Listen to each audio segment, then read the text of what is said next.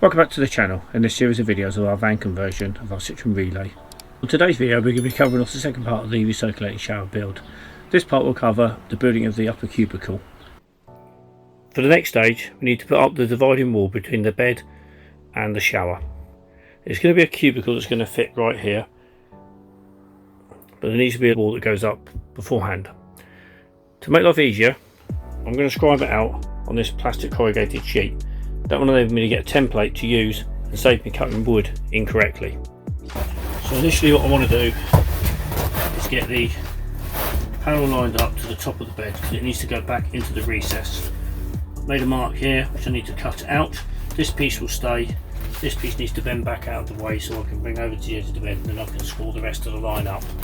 So what I've done is use the roller and the pen, run up the wall to cut our guideline to then enable us to push back against the edge so we've got a nice tight seam, and then once we've done that we can cut in the bottom edge.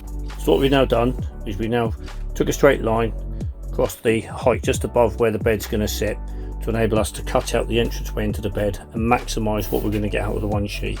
It will be a little bit longer because we have trimmed off the edge here to follow the contour.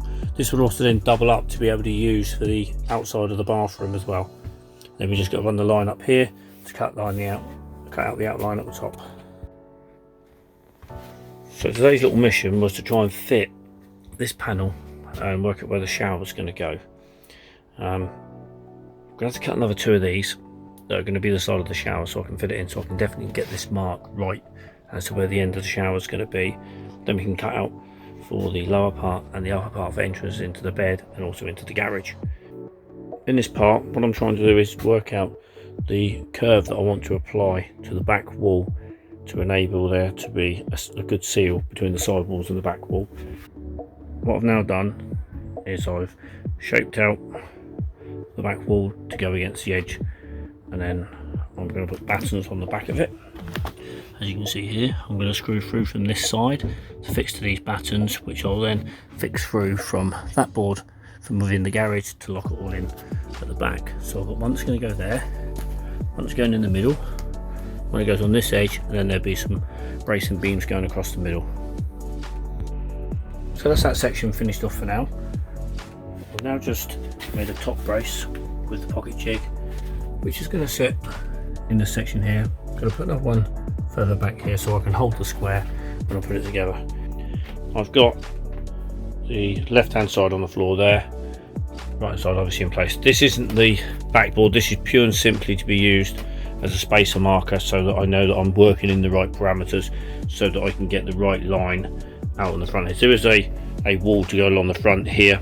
This needs to be cut out for entrance into the bed, and the bottom's going to have a cupboard in it, so that needs to be done as well. That's not fixed in place quite yet, that's just held there for now, but that is pretty much where it's going to go. You just seal it up and then we can get that in. This edge here at the top, you can see where I've cut it out, that actually goes at the back there, so this is going to be turned around and pushed into place, and then I've just got to work out the line down the back, which will then give me my two sides so I can start working on the back piece, which will curve up just slightly and come inside the frame that I'm putting on the outside of the shower unit. So looking at the placement of the tray, originally I made the mark this side here, and the idea was as the hose ran underneath it would give me a little bit of sort of play to allow me to adjust accordingly. However, that's not going to work because on the piece that I've got to go down there, I've got one of these which has got a one-way valve in it which will work better for the recirculating shower. However, as you can see, the nut part sticks up as much as the rubber, so when I cut out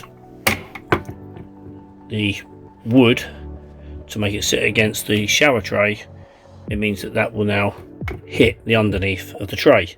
So what I've done is I've moved it to this side, and the plan is when it goes underneath that it should go up against, although that goes up, the actual nut part is clear here, so therefore it will be okay. With a short bit of hose, might be a bit tricky to kind of line up with the the pump, but all in all should be okay. So it's a case of drilling the hole out. Due to the confined area behind the back of the shower whilst I was building it, I was unable to film. So what I've got here is 3 pictures that show you the shower as it was finished off. On the left hand side you can see there are battens there. They form and hold the shape of the curve of the back of the wall. In the middle you can see that there is a side profile of the shower, which has got the battening on the left hand side of it ready to attach onto the next cabinets. On the right hand side you can see that there is the back wall in place, showing it from the inside with the curve coming up where it meets up with the batten at the top.